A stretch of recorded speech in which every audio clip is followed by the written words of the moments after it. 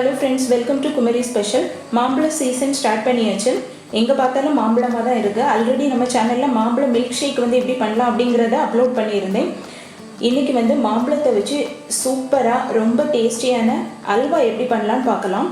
வீடியோக்குள்ள போறதுக்கு முன்னாடி இதுவரை நம்ம சேனலை சப்ஸ்கிரைப் பண்ணாதவங்க மறக்காம சப்ஸ்கிரைப் பண்ணிருங்க. மேலும் லேட்டஸ்ட் நோட்டிஃபிகேஷன்ஸுக்கு பக்கத்தில் உள்ள பெல் ஐகான் பட்டனையும் கிளிக் பண்ணிருங்க.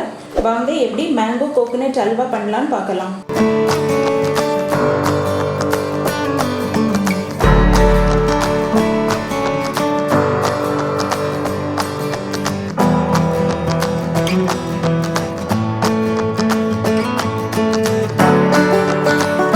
மேங்கோ கோகனட் அல்வா பண்ணுறதுக்கு ஒரு 2 மீடியம் சைஸ் மாம்பழத்தை எடுத்து அதை வந்து தோல்லாம் நீக்கிட்டு இப்படி வந்து கட் பண்ணி வச்சுருக்கேன். இப்போ இந்த மாம்பழத்தை வந்து மிக்சி ஜாரில் போட்டு அரைச்சி எடுத்துடலாம். இப்போ இந்த மிக்சி ஜாரில் கட் பண்ணி வச்ச மாம்பழத்தை போடலாம். கூடவே ஒரு 5 டேபிள் ஸ்பூன் அளவு சுகர் போடலாம்.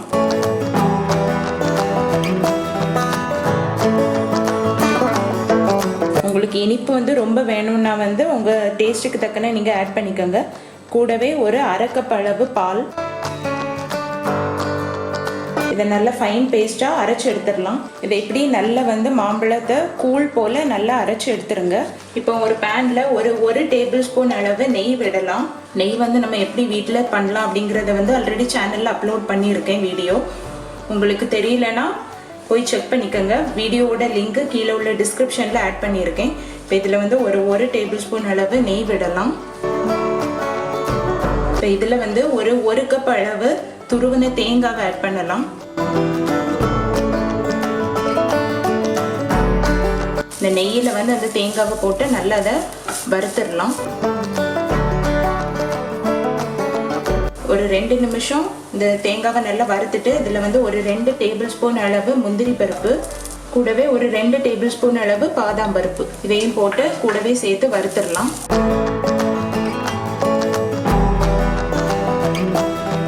உங்ககிட்ட பாதாம் பருப்பு இல்லைன்னா வெறும் முந்திரி பருப்பு மட்டும் ஆட் பண்ணிக்கோங்க. இப்போ இது கூட ஒரு 1/2 டீஸ்பூன் அளவு ஏலக்காய் பொடி அதையும் போட்டு கூட சேர்த்து வருங்க. நல்லா தேங்காயெல்லாம் நல்லா வறுந்து அதை வந்து ரொம்ப ட்ரை ஆகிட்டு இந்த டைமில் வந்து நம்ம ஸ்டவ் ஆஃப் பண்ணிடலாம். இதை ஆஃப் பண்ணி இது வந்து நல்லா ஆறட்டும். ஆறினப்புறம் எடுத்து அதை மிக்சி ஜாரில் போட்டு பவுடர் பண்ணி எடுத்துடலாம். நெய்யில் வறுத்த முந்திரி பாதாம் தேங்காய் எல்லாம் வந்து நல்லா ஆறிட்டு இனி இதை மிக்சி ஜாரில் போட்டு பவுடர் பண்ணி எடுத்துடலாம்.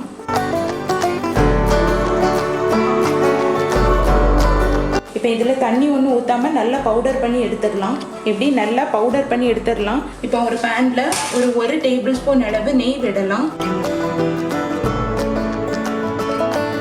இந்த நெய் வந்து நல்லா மெல்ட் ஆனதும் ஸ்டவ்வை வந்து சிம்மில் வச்சுருங்க. இப்போ இதில் வந்து நம்ம அரைச்சி வச்சு அந்த மேங்கோ பல்ப்பை வந்து ஆட் பண்ணலாம். அதை ஊற்றி நல்லா அதை மிக்ஸ் பண்ணி விடுங்க.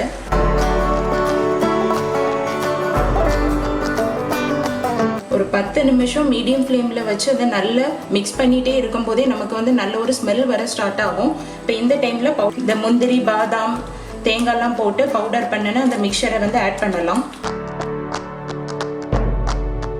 அதையும் போட்டு அதை சேர்த்து மிக்ஸ் பண்ணி விடுங்க.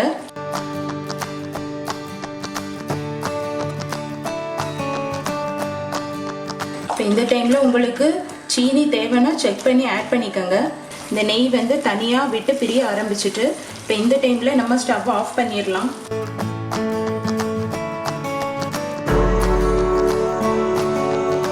இப்போ இதுக்கு மேலே கொஞ்சமாக துருவின பாதாம் போட்டு கார்னிஷ் பண்ணிடலாம்.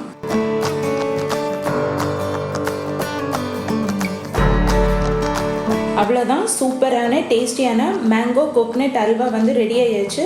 இந்த அல்வா வந்து கொஞ்சம் ஆறுனதும் அதுக்கப்புறம் ஒரு 1/2 hour வந்து ஃப்ரிட்ஜுக்குள்ளே வச்சு அதுக்கப்புறம் எடுத்து சாப்பிடும்போது செம்மையாக இருக்கும்.